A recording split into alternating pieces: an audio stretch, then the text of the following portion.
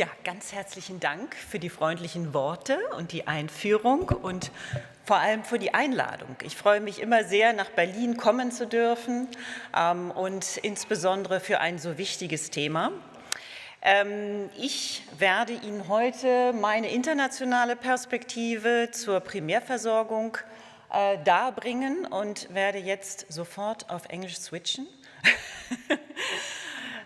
So welcome also to our international guests online and also here in person. I'm really excited to be here today. Thanks again for the kind invitation to come here to Berlin and talk about my experience in healthcare in general, internationally, but also from a very personal perspective. I will combine here today what I've learned over the last 25 years and also what I have learned in my own family, being a carer for my dad, and also what I hear when we are doing our work on the shop floor, because that's really what matters. Those people who are near and with the patient. And we just heard care starts where people live, where people are. And it is about the context that we design to make this care, well, conducive to health in the future. So, this is about what primary care must become. And I say must explicitly because I think we're not there yet. Primary care today is more primary medicine, as I reflected when I prepared for my talk. It is mostly about diagnosis, prescriptions, guidelines, visits, which is all important, but it's not enough. And what we need today is coordination, is communication, is joint professional action, and all of that is my vision for primary care in the future. So I hope at the end of this day, since I'm also leading you through this day, I have the pleasure to do that and work with you jointly. We are going to have very interactive discussions here today. I hope we can commit to some concrete next steps and something to take home and to start acting upon right away. So we don't just want to do analysis, we want to create action. So to start with a very personal aspect of my life and my profession that I choose because of vocation. I've held many roles, as you heard, but what taught me most about primary care was and still is being a carer myself and a daughter, and taking care of my terminally ill father. And many of the aspects while preparing this talk about primary care are related to actual real-world experience that I have made. And when we prepared for this event today and we had the preparatory calls with the speakers, I felt after a second, we are all on the same page. We share the same passion, and we know why we care, because we are actually interested in the patient. And I think that's the precondition in medicine, but also in care, in primary care. First, we need to be interested to do something good for the patient. And very often in healthcare systems, and I say this in a very global way, we see big egos, we see certain almost kind of possessive ideas of who is the owner of the patient. Then we have the regulatory system that imposes certain reimbursement restrictions, etc. But first and foremost, I think it is about the patient, and that's what you feel in this context here. So that's a first good step so that we can make things happen.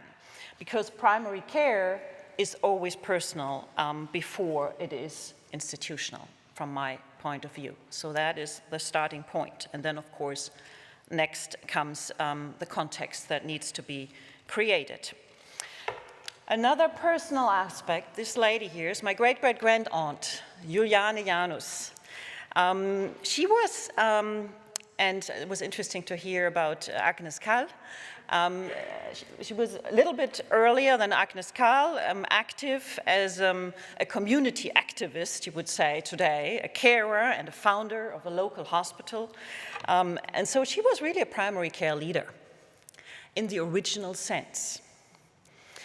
And since then, of course, we've seen, I would always say, a medical revolution of fantastic accomplishments and innovations, vaccinations, medications, but also treatment pathways that have really made a big impact on life and health. But they also increased specialization, distance, fragmentation. We're talking about integrated care for, as old as I am, more than 50 years.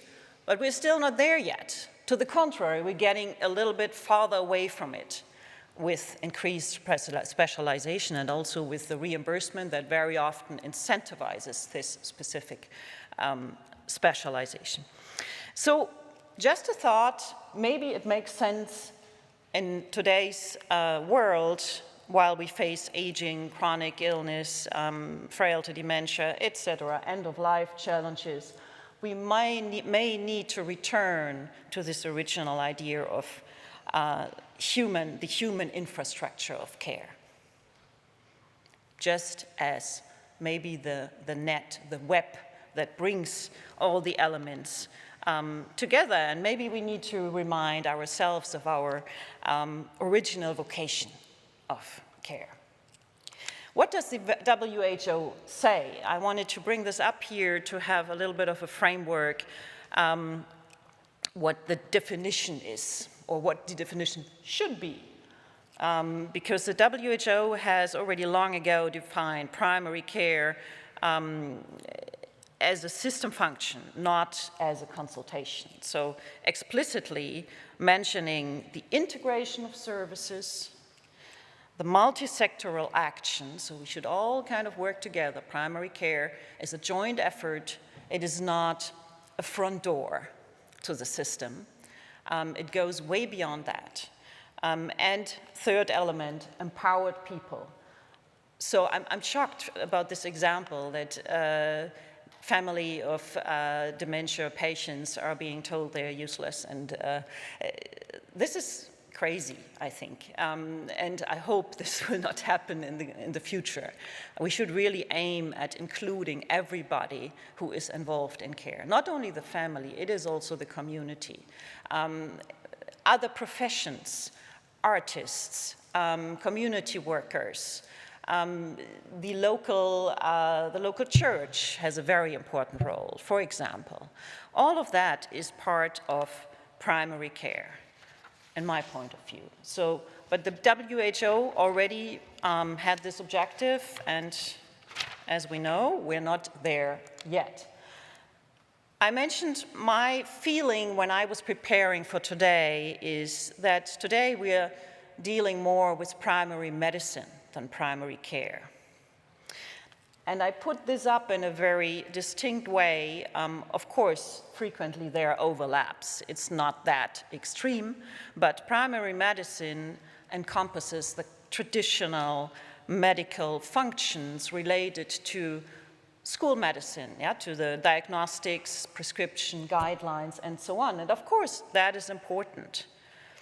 But then we have the primary care aspect based on what we believe primary care should be, and also what the WHO has set up many years ago. It's about responsibility. As you mentioned, sharing responsibility, sharing knowledge, then continuity of care, coordination, and then most importantly, realism. What is the good sense to do in a specific situation?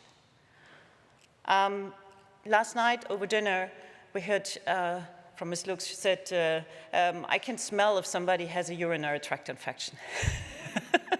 It's a good example, because you know your patient, and you know your job, and you have the certain instinct, a certain feeling that is critical, that can become critical in a decision-making process. So especially for older and seriously ill people, but basically for everyone, what does the guideline say is important, but what makes sense for this person right now is even more important. And we need to be in the position to make this distinction and to act upon if we feel that something is not going the right way. I can give you an example of my carer role, coordinating different doctors for my father. They're not even talking to each other. And when they had the heat wave and his blood pressure was at 60 to 40, I said, well, maybe it would make sense to stop a blood pressure medication right away. Oh, we need first authorization from the doctors. Well, of course, it was Friday afternoon. There was nobody available. So in the end, I took it on my tab. Then Monday, I followed up, and then doctors have to send faxes to, in Germany, we still send a fax for those online in other countries. So faxes need to be sent to confirm that this was a good idea. And then one doctor calls me and said, well, yeah, but I cannot decide about what the neurologist has decided. I said, well, why are you telling me that? Do I have to call the neurologist now? Actually, yes. That's what primary medicine looks like in Germany for all people. So I'm the coordinator, I'm the primary care nurse, right? I'm taking care of all that. And of course, many of these healthcare professionals, they want to act humanely, but they just can't because of regulatory restrictions, because of certain structures that are not conducive to this collaborative effort for a good patient care. So there we are. But at the same time, while we're not giving the right tools to primary care, or to, not to primary care, but to those on the shop floor, we are asking a lot from them. We're asking them the whole thing together. And we see an aging population, of course, we see chronic disease, we see increasingly complex cases, we see social needs. In many of the primary care initiatives globally, there is also the question to coordinate beyond pure care function. Housing. Yeah? In Florida, more than 200,000 people over 65 live on the street. That's also primary care, to take care of that. So you see, the international challenge is real. Primary health care is a system function, and as I mentioned, not only a front door. It has been marketed as gatekeeping in many countries, and of course, that makes sense, but the idea of gatekeeping, I think, has been misunderstood in many ways. It was set in place to triage, to avoid that people go to specialists and cause even more costs. It was primarily a cost motivation. But that gatekeeping means the follow-up afterwards and coordinating, that should be the real idea. In northern Germany, we have these tugboats, right, that help the big container ships leave the river.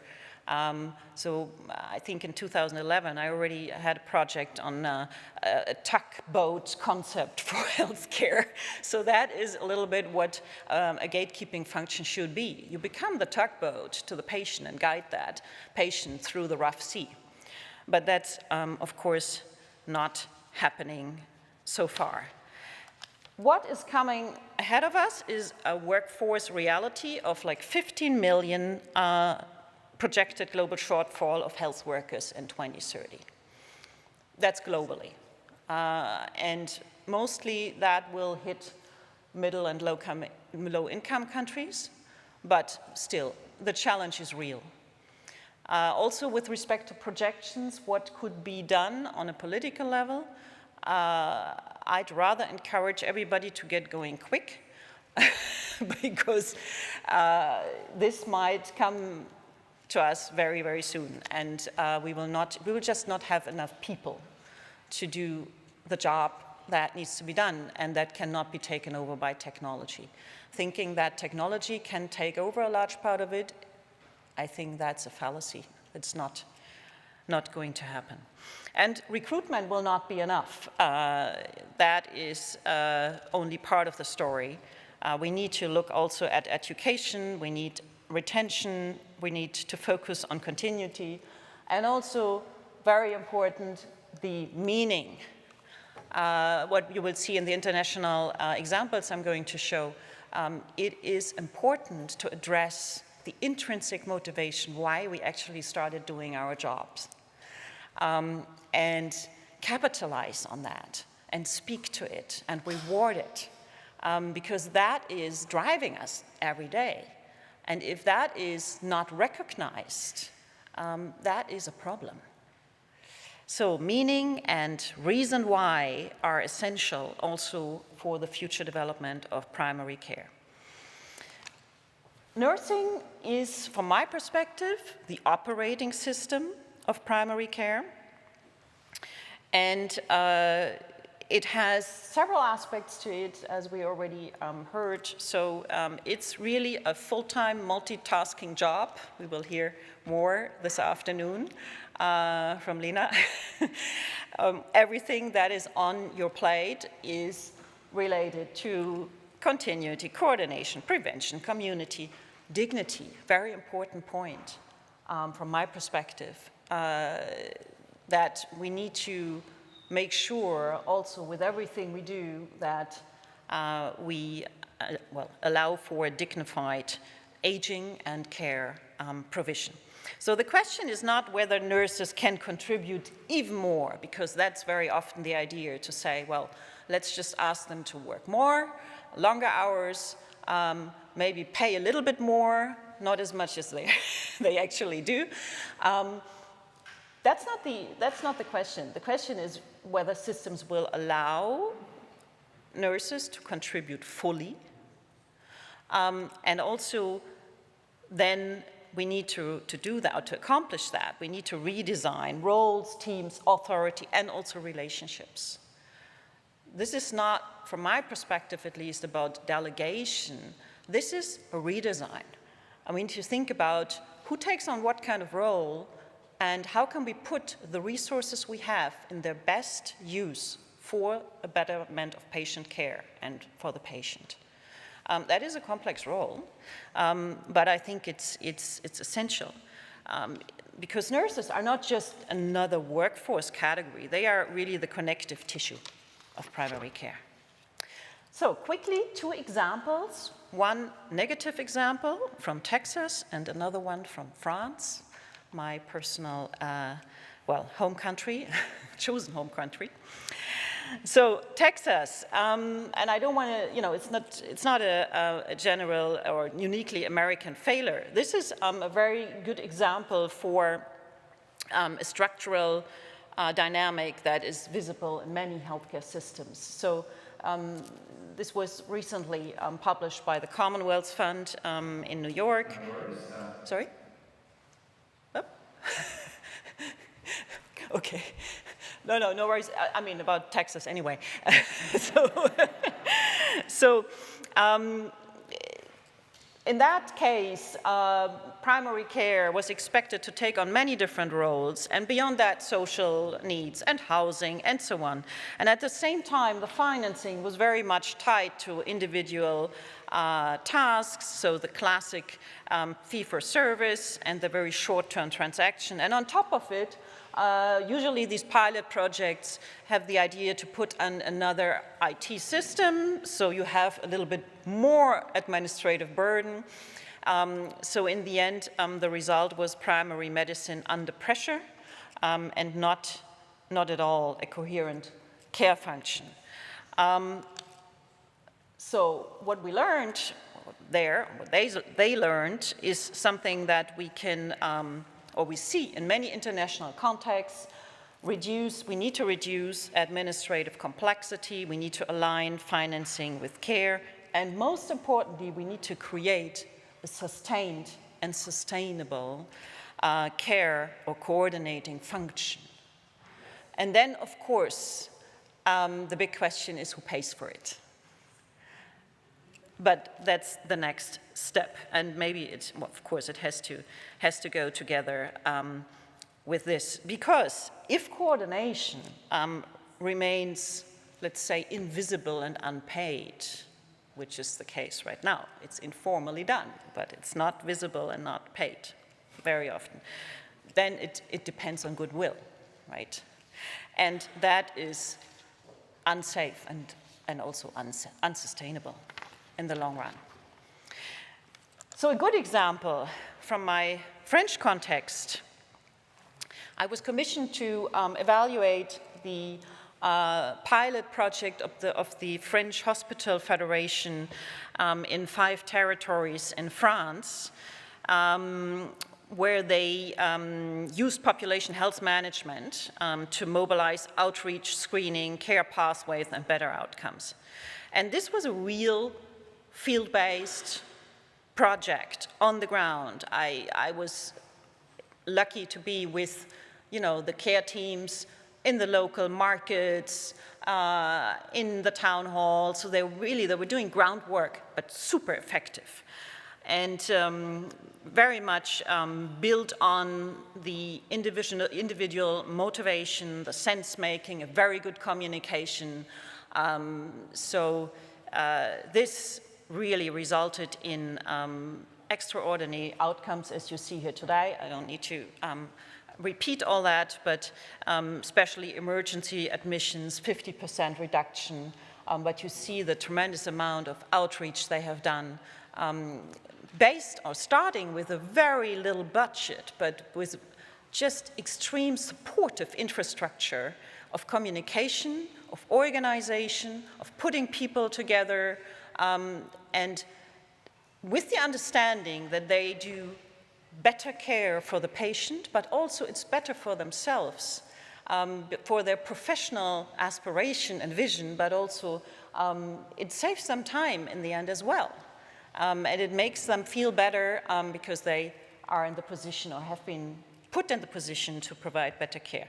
I coined this term after my experience there, relationship-based care, because it was purely based on human relationships. And you see here, it's not soft, as one would say. It is measurable, scalable, and efficient. And it really changed outcomes. And this is now being rolled out in other areas in France, so this is really happening. I wanted to point out the human driver in this project, meaning, trust, and communication. And you see that, of course, tools matter, data matters, but people make population health management live. That's where, that's how it is happening. And meaning is not a soft byproduct. Yeah? It's the driver of implementation, and you've seen it here. So this is something they explicitly use, and to roll out the whole thing over France. And you see, this is what one of my favorite quotes was. Somebody who said, "I'm picking up the phone to coordinate care for the patient. I'm not paid extra for it, but I'm doing it because it's the right thing to do right now for that patient." And also, and then I cut it off here, and also for myself, because it makes me do a good job, and I'm proud of it. And it saves me time in the future. So this relationship-based care has all these elements, brings together, connects the patient, the provider, the community. We see a strong involvement here also from the local mayors, from all the community activities, the extended care team, nurse care managers, pharmacists, nutritionists, social workers, health coaches, lay health workers, family members, caregivers, and community resources. Everybody's on the same page. So you see the care team extends well beyond clinical walls. And of course, the French culture of talking, taking a drink after work, and so on, that helps. And maybe then we have to talk about, can we translate that in other countries?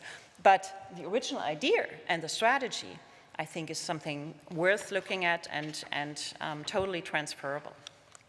So, what must change after these international examples and all the learnings of the last years?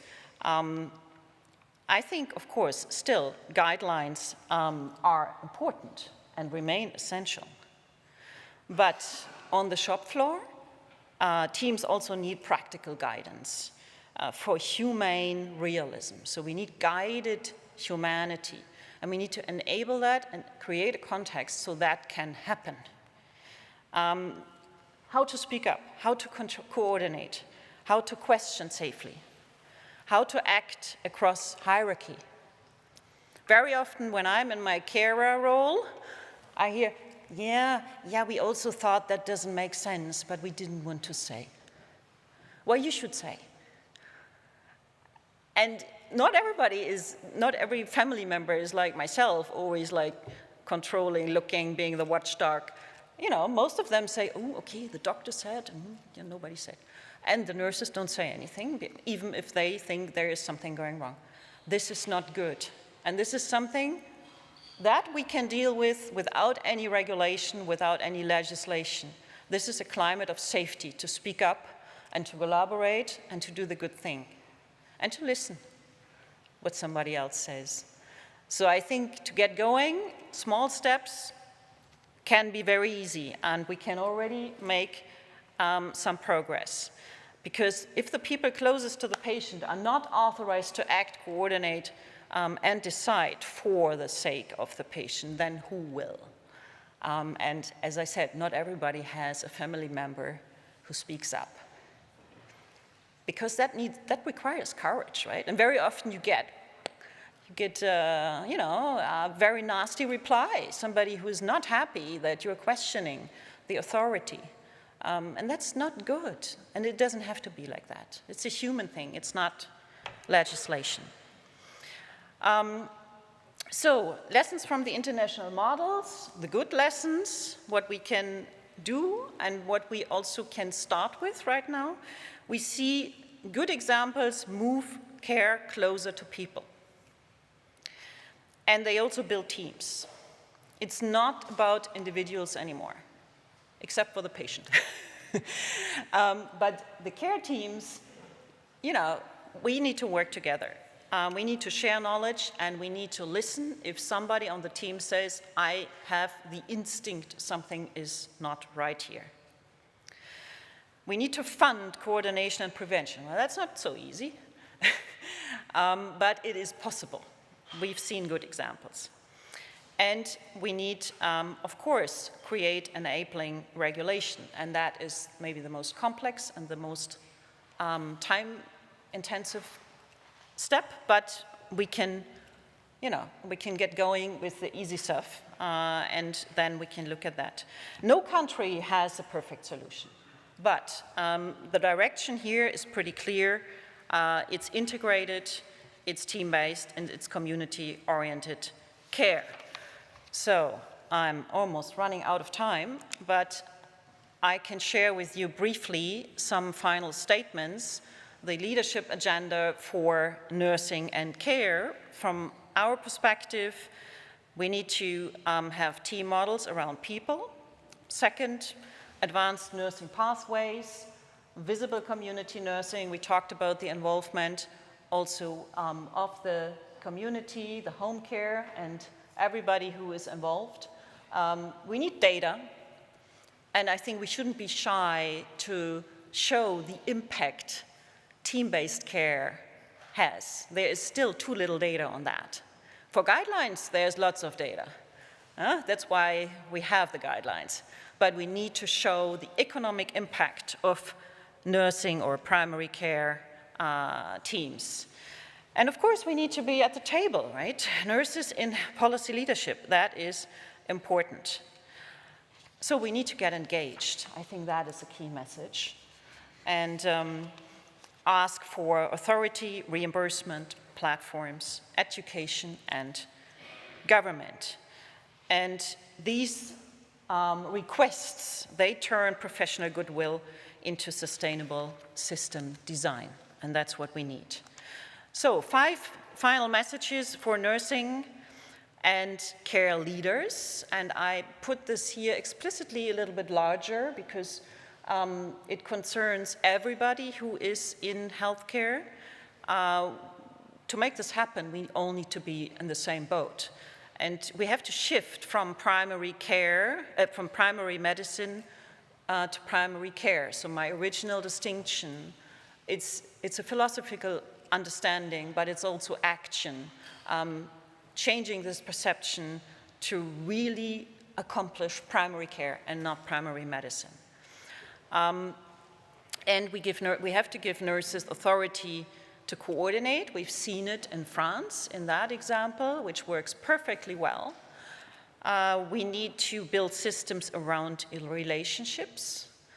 It sounds easy, but it's not self-understanding. Many people are in healthcare functions because they themselves feel good about it. And that can be problematic when we want to coordinate and build good relationships. We need to learn to listen to others and also act upon other people's knowledge. And of course, it needs to be financed. Continuity needs to be attractive. Otherwise, we're not doing it, right? This is hard, but not impossible. And we've seen it in many good examples that we can do it. And treating social connection, last but not least, because this is particularly important, I believe, to treat social connection as health infrastructure. Because we've seen that social connection and community activity can produce health and dignity effects that medicine alone cannot provide. If you look at also the evidence on what makes a good life, this is now very, very broad, but also the Harvard Longevity Project, for example, the single most distinguishing factor or contributing factor to longevity was social relationships. With whom you interact, how you live, your context. And we need to put an attention on this context. We're not living in a lab. You know all clinical studies. Those are experiments, guided experiments. There is a trend towards health services research everywhere in the world, but still, we're struggling to explain that we need to look at the context people live in order to show the real effects. So, last slide. Oh, I have a minute. So, primary care must not become primary medicine. This is now phrased in a negative way, but I think since we are redefining primary care, we need to broaden our picture and say, okay, what is primary care really about? And of course, the medical part is one part, and it is important, but there is, especially today, a much larger aspect that has been missing so far, and that needs to be designed explicitly in order to really fulfill the idea and the image of and the vision of primary care. What is it supposed to be? And I'm thinking back to my great-great-grand-aunt. We need to get back to this original idea of care that was present and that should come back into our thinking and our philosophy.